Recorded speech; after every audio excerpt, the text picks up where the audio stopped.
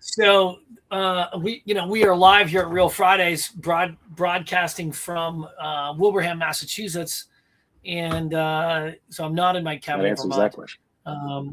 But no, we're having a big windstorm that's hitting through, and so it's creating some issues with our internet and power.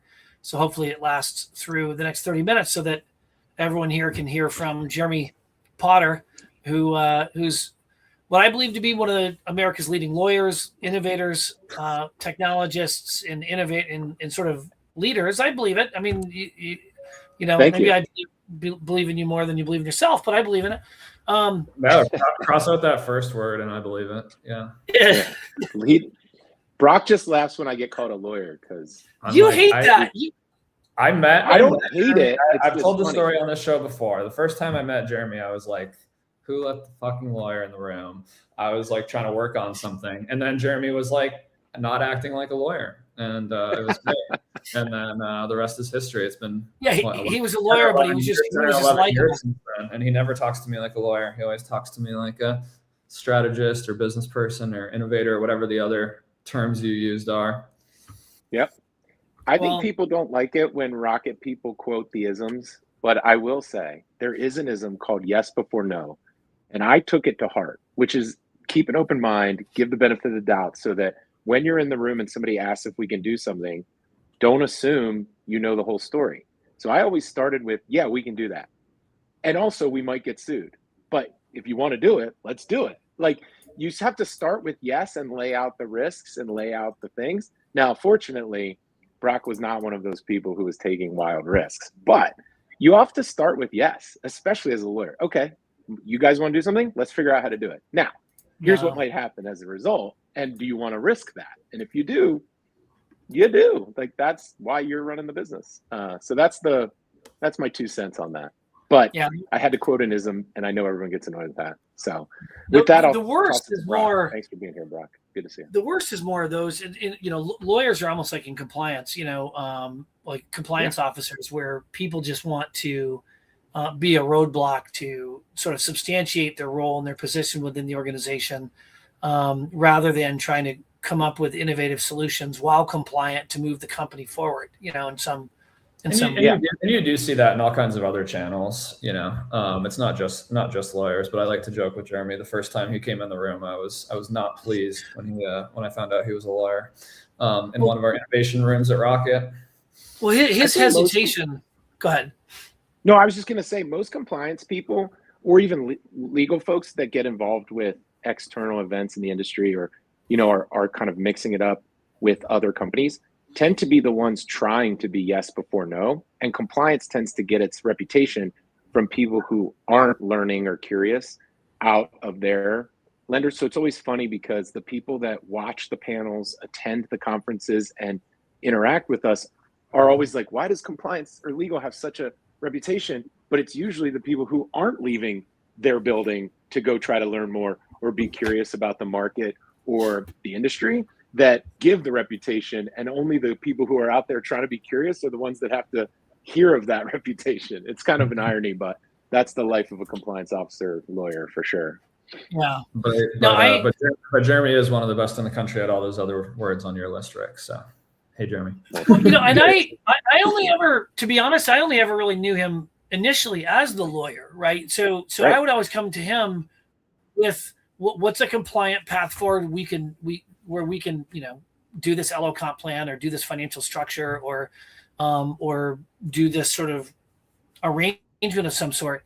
And to me, that's where the innovation, the understanding of the mortgage process. So it's kind of like mortgage professional, innovator, lawyer, all get snowballed into one solution. And quite frankly, I ran into the same problem, Jeremy. I mean, I always hated, and I still kind of resist it, this concept of being in sales. Like I hate the idea of being in sales. I hate the idea of being a salesman, right? And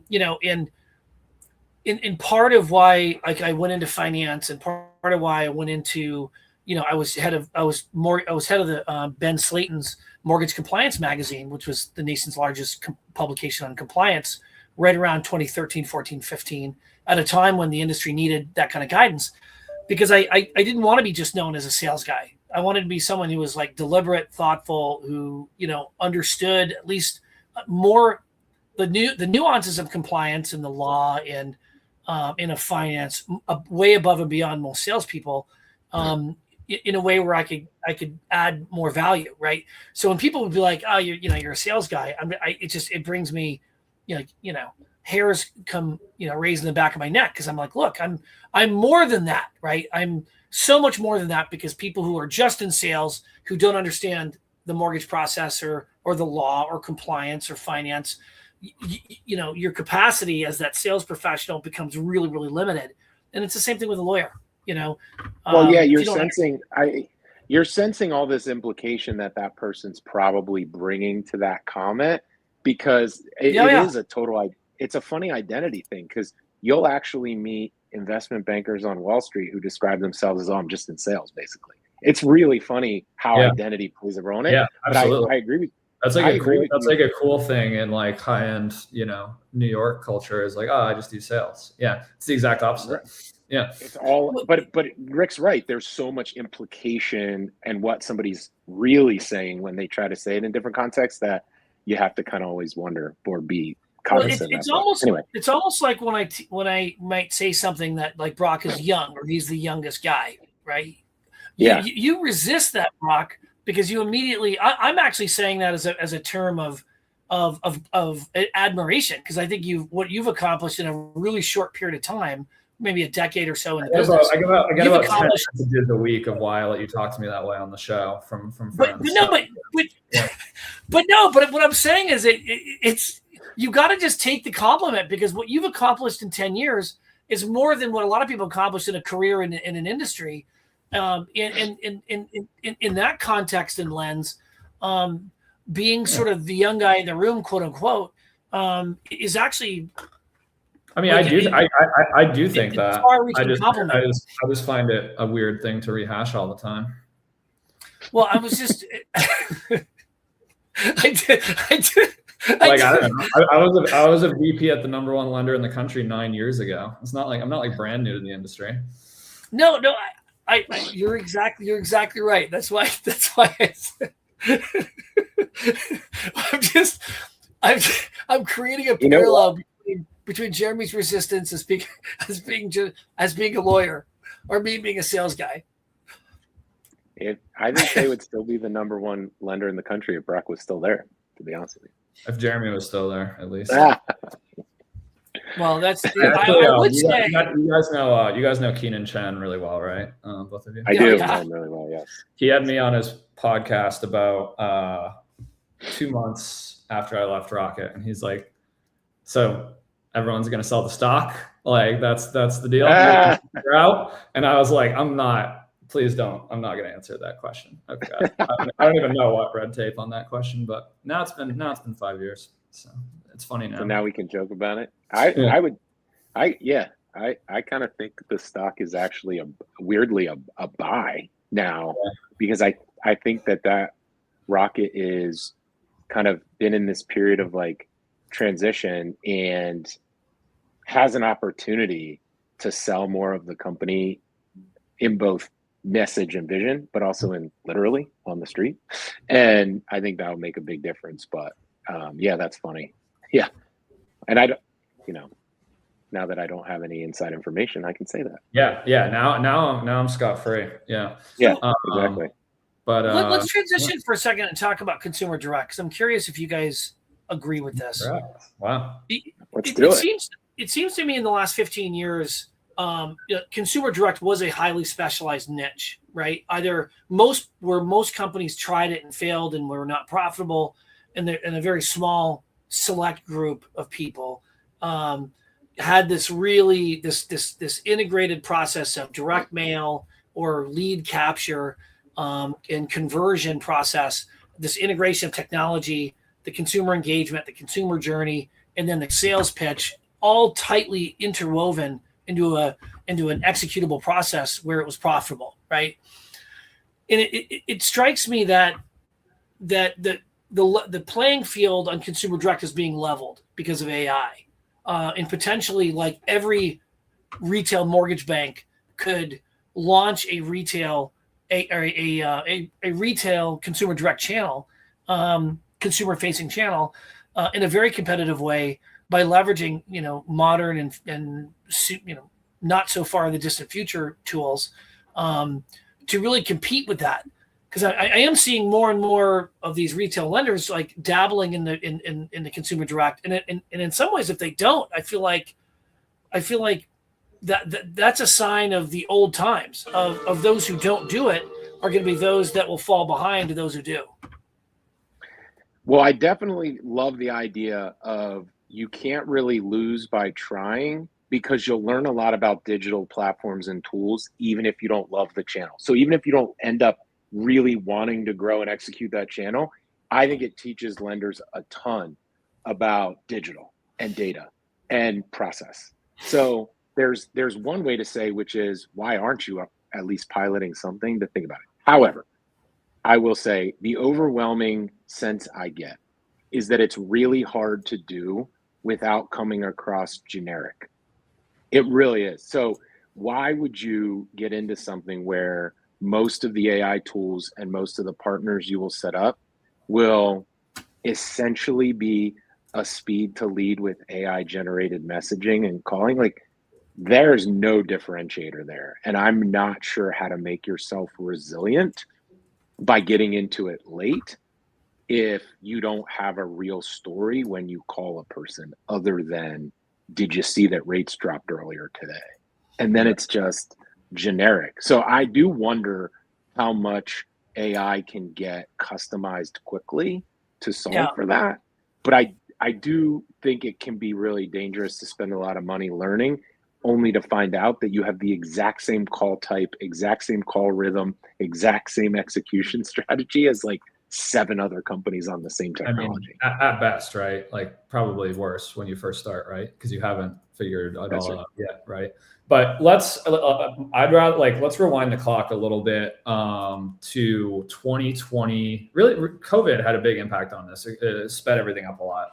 But really, 2022 is the year NewsZip went to market. Our first slide said, this is the first year, according to all the third-party data, that more clients went to a purchase loan officer before they went to a real estate agent.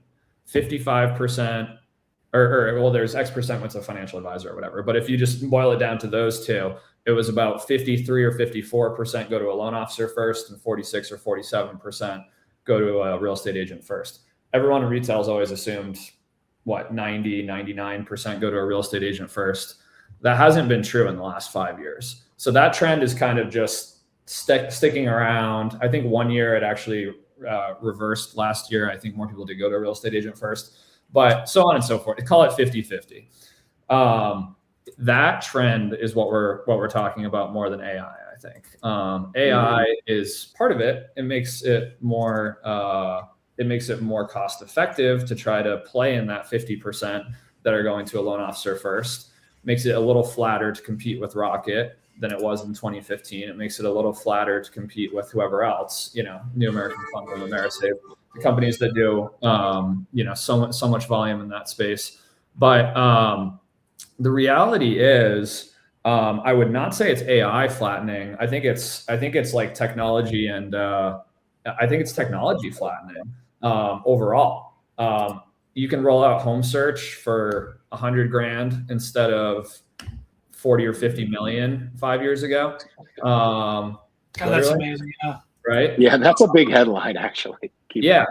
Like that should be, I mean, it depends how you do it, right? Like, are you going to get the licenses? You could spend, $700,000 doing it, but it's not 30 million. It's not 50 million. It's not whatever it was 10 years ago. And so that's as big a headline to me as AI, right? And that's the world I live in, and we partner and sell and help build things like that. So I'm biased, but you can do that much easier. You can outsource much easier. You can start to use AI. There's going to be compliance blowback on how exactly you use voice AI, it sounds like, but you can use it for certain campaigns. NewsZip went to market a month ago at the Lending Tree Summit with something we put in front of our lender partners and that audience kind of privately. But the summary is, our 2026 strategy is that we're going to not only offer the real estate network partnership, we're going to offer sort of a consumer direct in a box type partnership where you get the real estate partnership. We help you source and optimize your lead flow, and we help you source and optimize your call center, including it's a separate company legally from NewZip, but a partner company from NewZip that operationalizes call center activity for you. We don't have all that yet. We have parts of all of it, but that's our vision of where we're going and why we're building it. Yeah. When you say operationalize your call center activity, is that effectively an outsourced consumer direct platform, like a plug and play? Yeah. It could be. It could be that you have. It could be that you have 5 loan officers and you need 10 people dialing, so you borrow 5 from us, right? But yeah, effectively yes. And then there'd be different tranches of how you do it.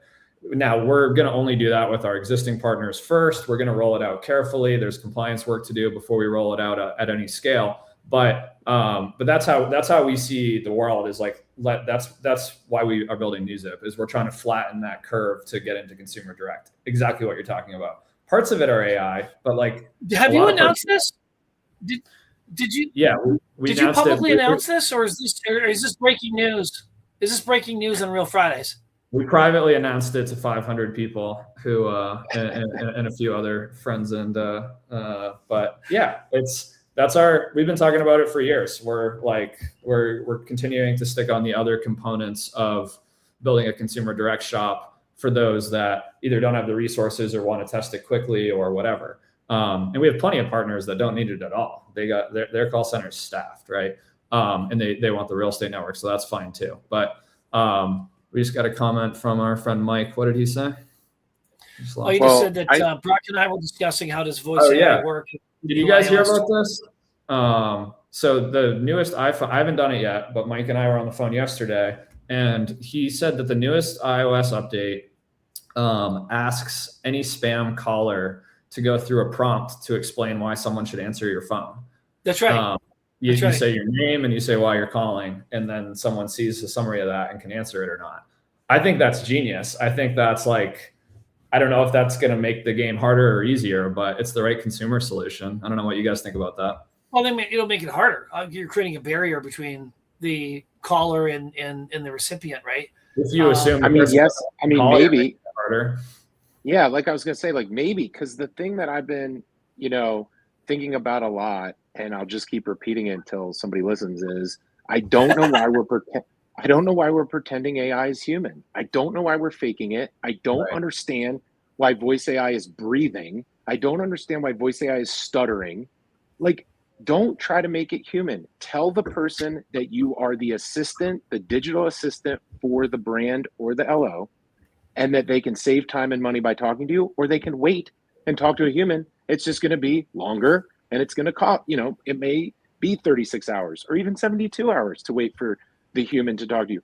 I don't understand why we're doing this thing where we're pretending that you're talking to a person when you're not.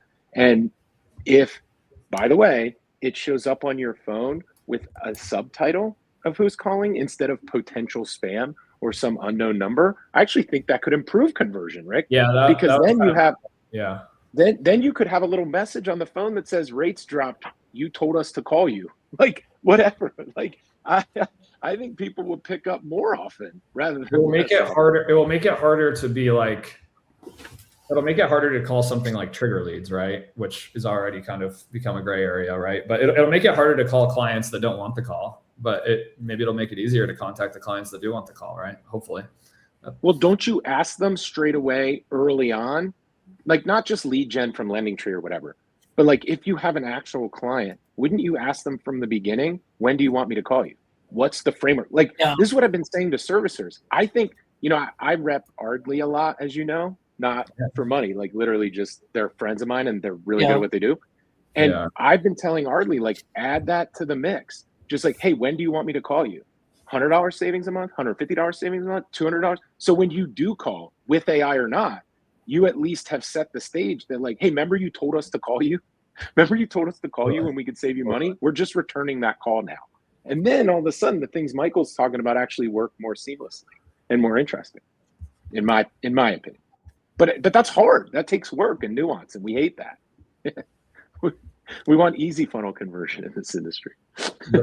Rick's gonna have to get an invite to the next Lending Tree Summit if he wants to see all this stuff beforehand. Yeah. Yeah, I would love that. Actually, I've never been. I'd love. I mean, obviously, I have my place in Charlotte, so I'm not too far from there. Marisa will let me out of she'll let me out of the house. So I think getting down to the Lending Tree. I've never been to Lending Tree's headquarters. When I was at Cross Country, we had a huge tech facility right downtown Charlotte or in Ballantyne. And I think it's actually really close from the Lending Tree group, or the Lending Tree headquarters, not too far. Yeah, it is. Yep.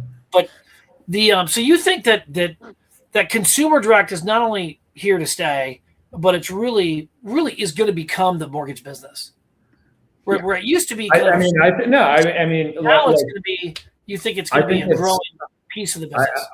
I'm obviously have a really high certainty. That's why I've spent the last 12 years how I have, right? Which is firmly on consumer direct partnerships and growth, but and especially the last 3 or 4 years building music. But so I'm as biased as anyone. But I think I think there'll just be really good concepts of hybrid, right? Where you do still own your town, you do still own your market, but you juice it by expanding elsewhere with consumer direct strategies, or also blending consumer direct strategies. I mean, should retail LOs not be buying the Lending Tree leads in their market as well?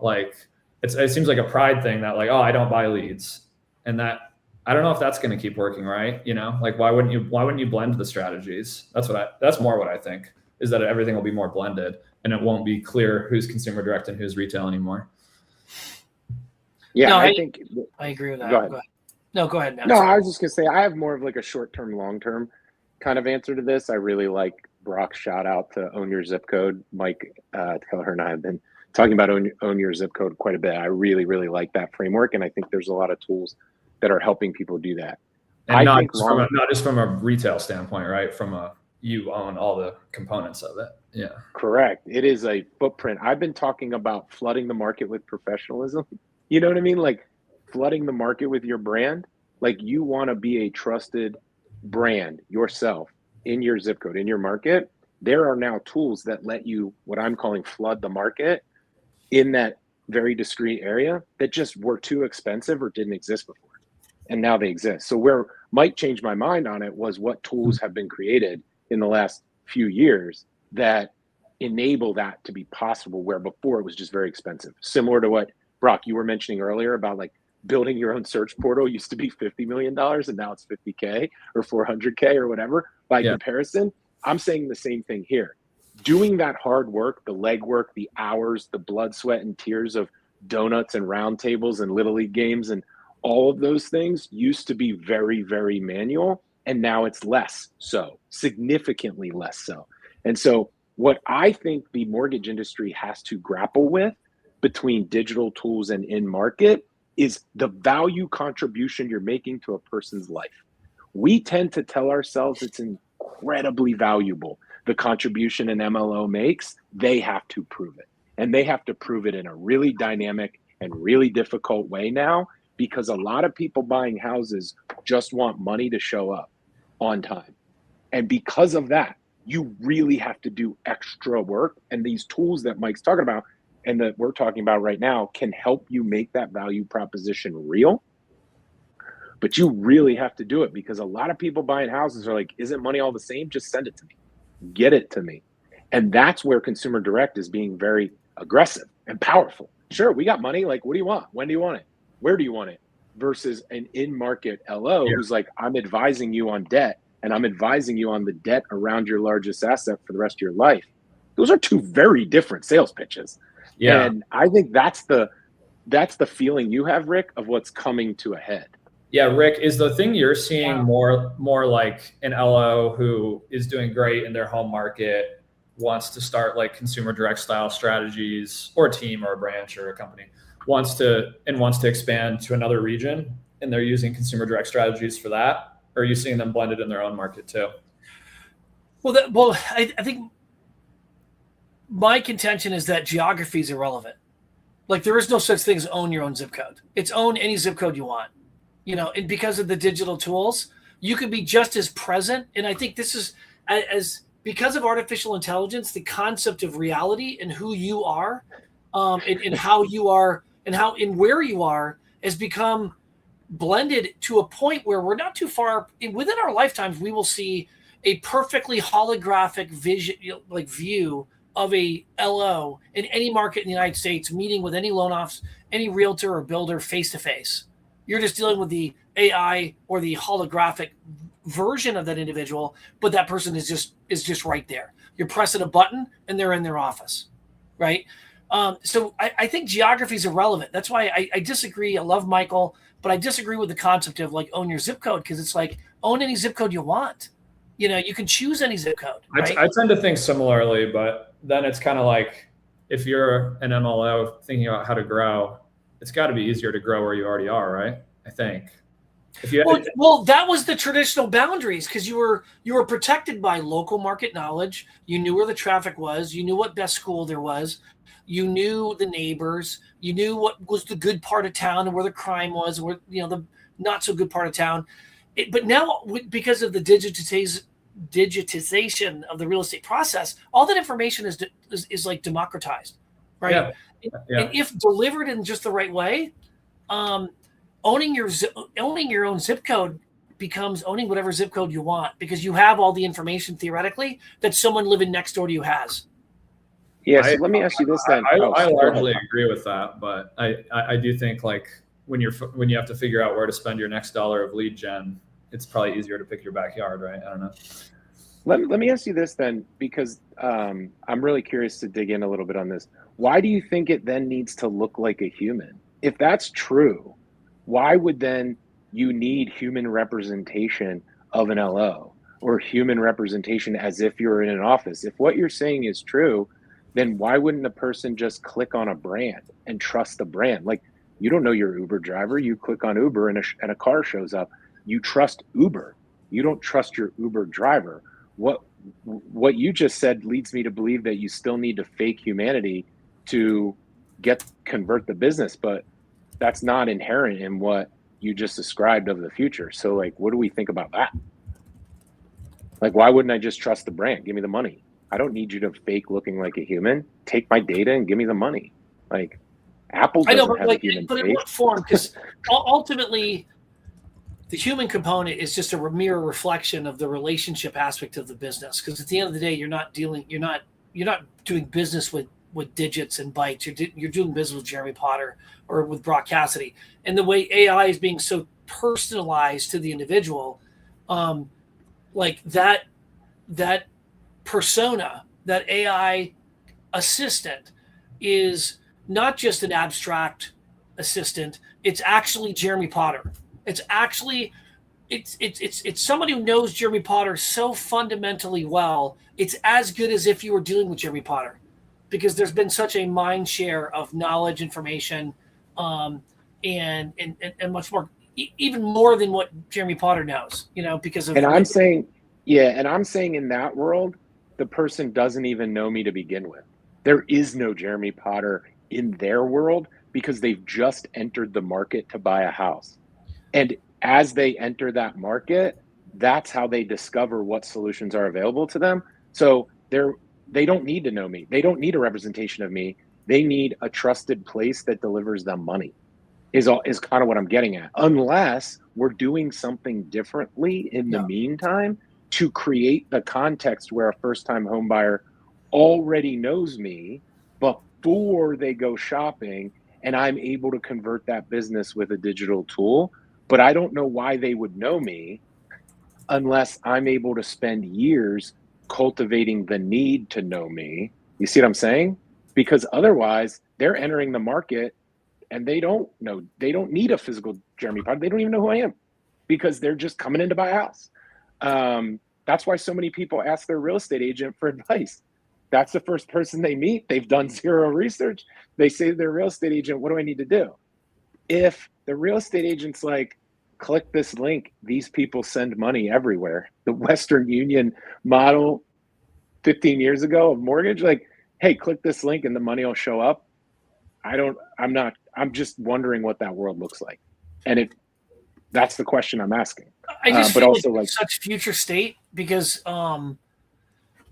ultimately you're talking about a very depersonalized evolution, right? Between because as of right now, I might pull up Zillow to in today's sort of form to better acclimate or better understand the local market dynamics. But at the end of the day, as of it stands right now, that's not replacing the personal relationship that if I had somebody in that local market, I would feel better about it, right? Mm-hmm. So somehow, in order to replace the individual and that personal relationship, the data has got to get personal, in the experience with you as the human, or the bot that represents you has to be so personal and so integrated that it would replace sort of the personal relationship. I see that as such an extraordinary future state, and that's why we'll see these technical evolutions of we have this chat bot who,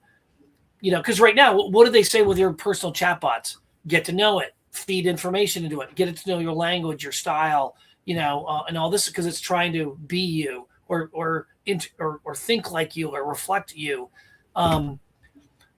Until you decouple the you from that and just have it as an independent data repository, I just don't see that happening for a very long time. Yeah, I'm wondering. I actually think it might be a lot faster than you think it is, but I also think it's not a future that's determined. That's kind of what I'm getting at. Is like I think mortgage companies and loan officers can actually define the future a bit. I mean, I don't know, man. I do get caught up some in the really future-facing innovation stuff, as you know, inside and outside of our industry.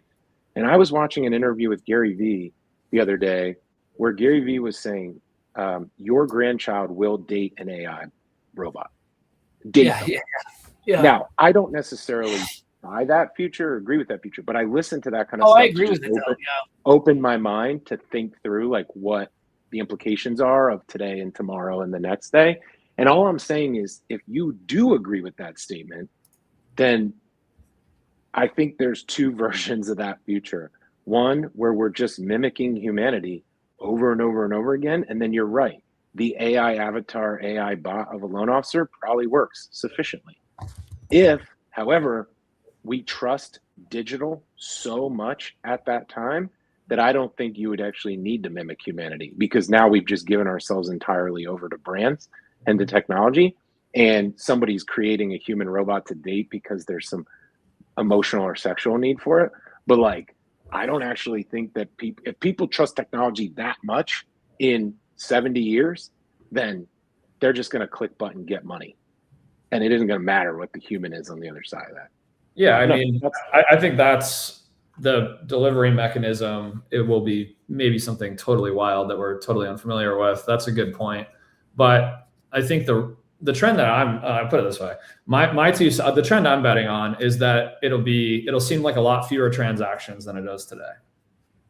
We work on we work on tying mortgage and real estate together as tightly as possible. They're still separate in a lot of ways, but at least we can, merge the process pretty well, and help everyone save some money that way. But how many other you always say this, Jeremy, how many professionals get paid on this? How many different transactions happen on this? And it can be a lot. Appraisals, inspections, and title, and escrow, and LOs and real estate agents. Yeah. Sometimes different stacks of loans, like borrowing against your 401k, maybe, there's just a lot of different things that happen in a transaction. Like, probably just make it look more like one thing, won't we? That's the trend I'd want to bet on. That's right. Whatever the delivery mechanism. Yeah, no, I think it's a fascinating future, especially given like where we're at today and what are the competitive pressures that are, because ultimately if the gravity is pulling us in that direction, those who are resisting that or who are staying put, who are not informing themselves of these trends, these underlying trends, they're going to feel a pressure without understanding what's happening around them. And before you know it, they've lost control of their business. They've lost the ability to kind of, because ultimately when you're running a company, you're really navigating for the future, and you're trying to, creating, or at least those who have staying power are trying to navigate for the future. And those who don't simply won't have staying power.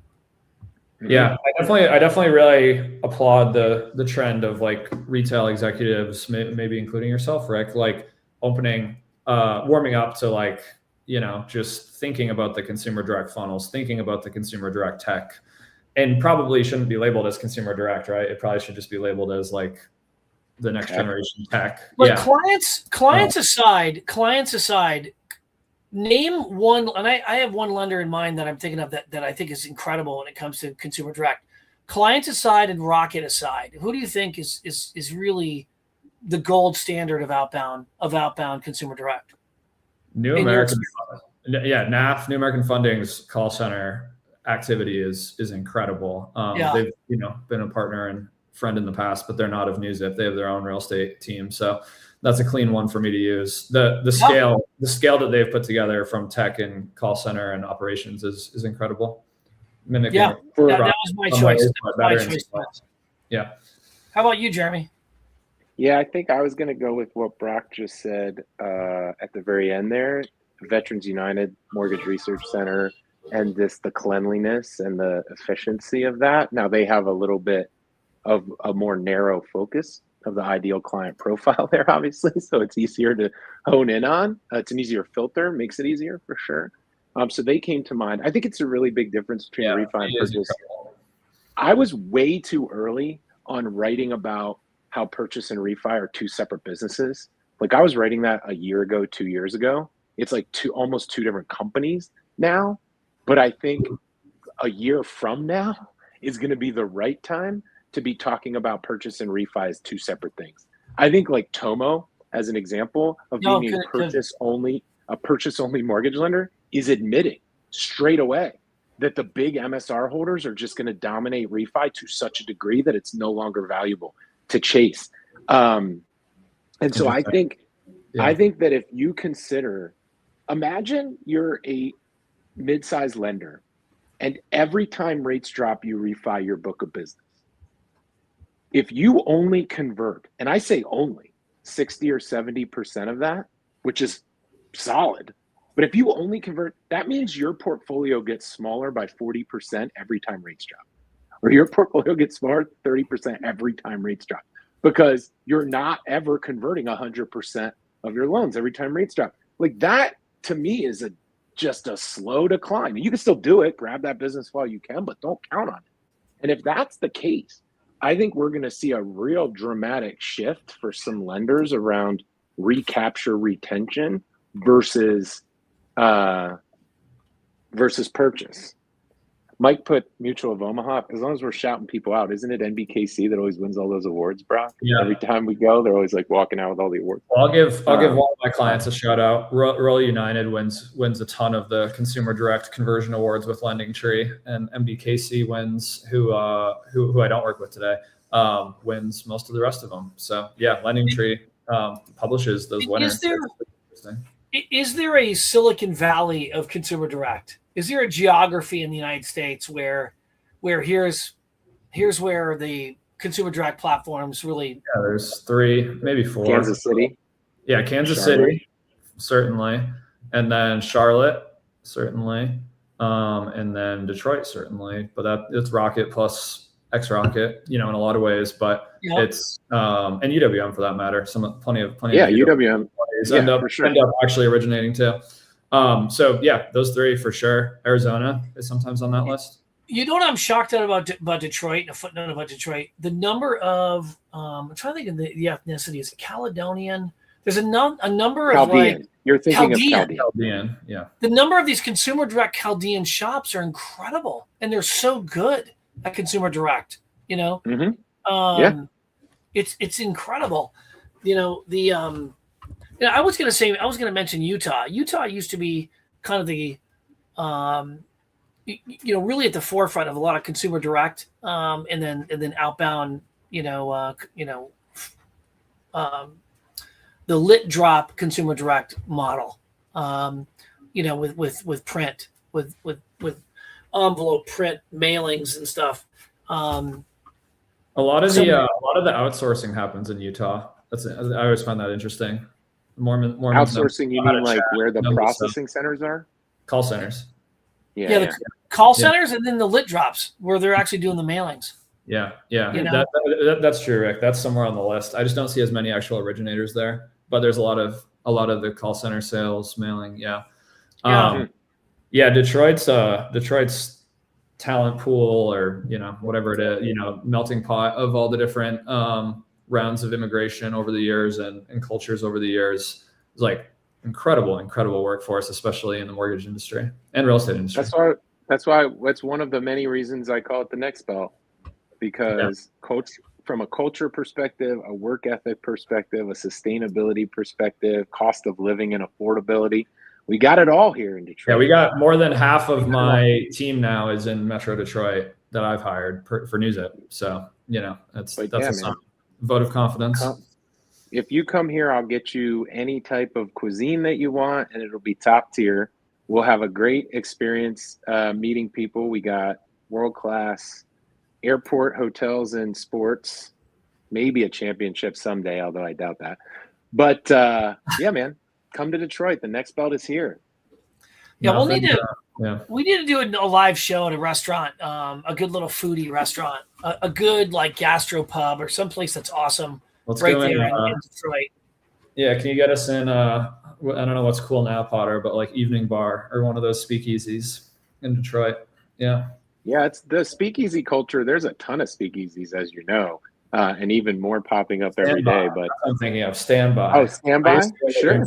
Rocking people all the time. That's a really cool speakeasy right next to the downtown. Yeah.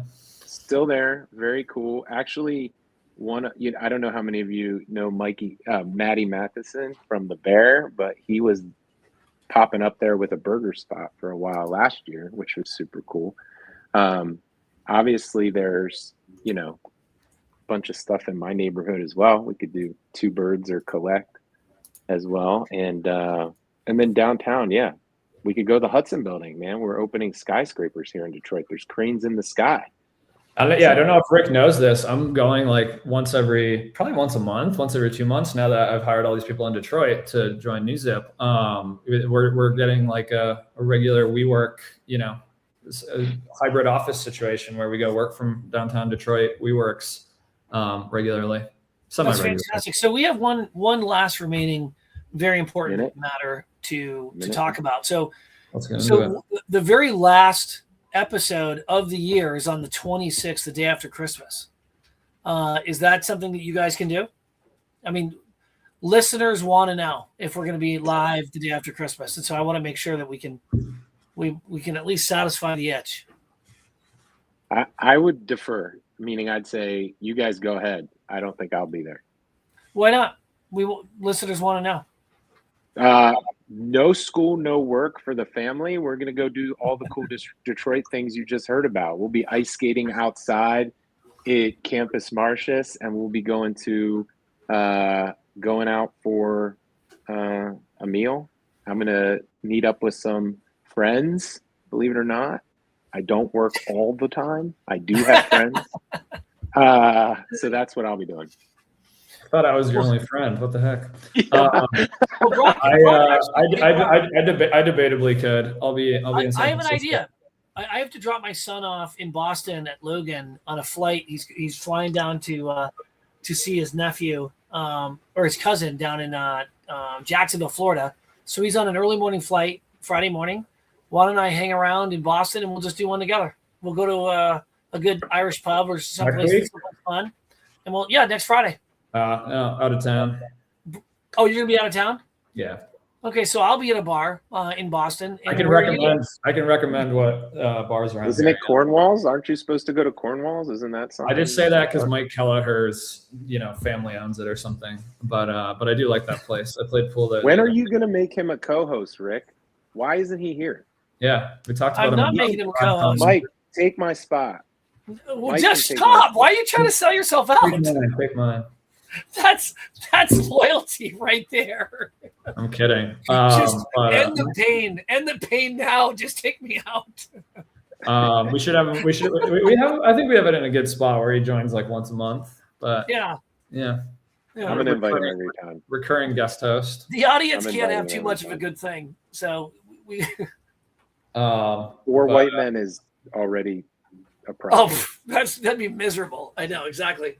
So well, good. Well, happy. I'll give you guys a quick shout out. It's nice to see you both with Wi-Fi.